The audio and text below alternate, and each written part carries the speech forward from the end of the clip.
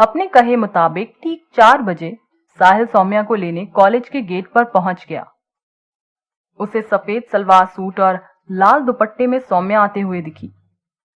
उस दिन सौम्या बहुत ही सुंदर लग रही थी। हर रंग में कितनी खूबसूरत लगती है सौम्या, जैसे हर रंग कुछ और खिल जाता है उसे छूकर। सौम्या को देखकर साहिल ने सोचा और फिर खुद ही अपनी पसंद पर इतराने लगा। सौम्या भी साहिल को देखकर मुस्कुराती हुई आई और उसकी बाइक पर आके पीछे बैठ गई। आज सौम्या दूसरी बार साहिल के साथ ऐसे बैठी थी, पर आज भी एहसास बिल्कुल वही था, पहली बार वाला। पहले की तरह ही आज भी धड़कनें तेज थी, पहले की तरह ही आज भी गालों पर सुर्ख लाली थी और पहले की तरह ही आंखों में प्यार था, बेशुमार प्यार, अपने अजनबी देवदास के लिए, अपने साहिल के लिए। सौम्या ने बाइक पर बैठकर जब आज फिर साहिल के कंधे पर हाथ रखा तो साहिल की धड़कन भी जैसे उसे अपने कानों में सुनाई देने लगी। पहले प्यार का नशा ऐसा ही होता है, खुमारी दिन ब दिन बढ़ती ही जाती है। साहिल ने सौम्या से पूछा, कहाँ चलोगी बोलो?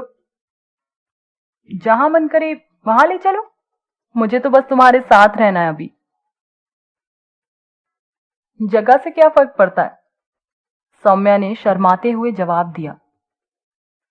अपने रूम पे ले चलो, देख भी लेना मैं कैसे रहता हूं। साहिल ने पूछा, पर वहां तो कोई होगा नहीं, ऐसे अकेले में। कहते कहते सौम्या चुप हो गई। साहिल ने हंसकर कहा, भरोसा नहीं है मुझ पर? चलो तो सही। ठीक है, ले चलो, सौम्या ने मुस्कुराकर जवाब दिया।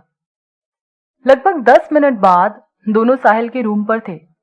2 दिन से साहिल था नहीं तो रूम थोड़ा सा गंदा था और सुबह ही घर से आया तो उसका बैग भी वहीं जमीन पर पड़ा था, अनपैक। सौम्या ने एक नजर पूरे कमरे पर घुमाई और बैठने के लिए जगह देखने लगी। तभी साहिल ने एक चेयर देते हुए कहा, इस पर बैठ जाओ, ये साफ है। तो सौम्या हंसने लगी। आज सौम्या पहली बार ऐसे किसी के साथ थी। थोड़ा संकोच भी हो रहा था और दिल में अजीब सी धक धक।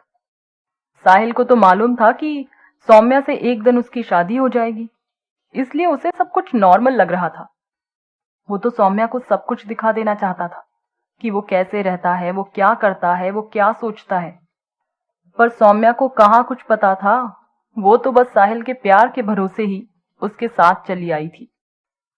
साहिल भी सौम्या के पास आकर दूसरी चेयर पर बैठ गया और पूछने लगा, तो कैसी लगी ये मेरी छोटी सी दुनिया? सौम्या ने एक बार फिर पूरे कमरे को नजर घुमाकर देखा और बोली, अस्त व्यस्त है पर खूबसूरत भी। तुम जो हो यहां। साहिल उसकी बात सुनकर खुश हो गया और उसका हाथ थाम कर बोला, अस्त व्यस्त थी पर अब नहीं, अब तुम आ गई हो ना मेरी लाइफ में, मेरी दुनिया तो सबसे हसीन हो गई। कहकर साहिल ने सौम्या का हाथ चूम लिया। उफ, ये स्पर्श! सौम्या के शरीर में एक सिहरन सी दौड़ गई। सौम्या ने अपनी आंखें बंद कर ली और शर्मा कर दोनों हाथों से अपने चेहरे को छुपा लिया। तभी साहिल उठा और उठकर सौम्या को अपनी बाहों में भर लिया। क्या कशिश होती है प्यार में, कैसे दो लोग इतना बन जाते हैं एक दूसरे से। आज सौम्या और साहिल ऐसे ही बंधन में तो थे। सौम्या आज साहिल के इतने पास थी कि साहिल की धड़कन उसे अपने सीने में महसूस हो रही थी। सौम्या ने भी अपनी बाहें साहिल के गले में डाल दी और एक बेल की तरह उससे लिपट गई। इस पल से खूबसूरत भी कोई पल होगा कभी, जब दूर दूर तक कोई नहीं है, सिर्फ सौम्या और साहिल, एक दूसरे के साथ, एक दूसरे के पास, एक दूसरे में खोए हुए। साहिल अपनी उंगलियां सौम्या के नर्म होठों पर फिराने लगा। सौम्या ने अपनी आंखें बंद किए हुए ही बस अपना सिर झुका लिया। साहिल अपने होठों को सौम्या के होठों के पास ले आया तो सौम्या जल्दी से पीछे होते हुए बोली, नहीं साहिल, अभी नहीं। क्या हुआ सौम्या, कुछ गलत लगा क्या? साहिल ने थोड़ा सा हैरान होकर सौम्या से पूछा। नहीं नहीं, कुछ गलत नहीं। मैं तो खुद तुम्हारे करीब रहना चाहती हूँ, बहुत करीब, पर अभी नहीं। मैं तुमसे प्यार करती हूँ साहिल, और पूरी तरह तुम्हारी ही हूँ। पर अभी तुम्हें मेरे घर में कोई नहीं जानता है।